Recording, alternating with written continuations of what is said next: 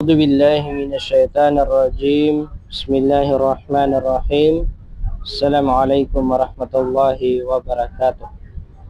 Magandang umaga sa ating lahat, mga minamahal na kapatid sa pananampalataya Islam. Malapit na ang buwan ng Ramadan at hinihiling natin sa Allah na lahat tayo ay umabot. No?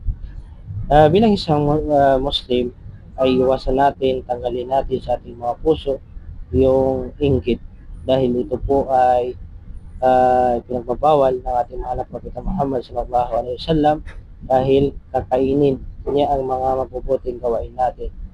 Sinabi ng mahal na Propeta Muhammad sallallahu alaihi wasallam, "Iyyakum wal hasad, fa inal hasada ya'kulul hasanat kama ta'kulun narul khatab." Ayon sa pinakamalapit nitong kahulugan, pakaingatan ninyo ang inggit sapagkat ang inggit ay kinakain nito ang mga mabubuting gawain, katulad lamang paano kainin ang apoy ang kahoy o panggatong. Subhanallah. Assalamualaikum warahmatullahi wabarakatuh.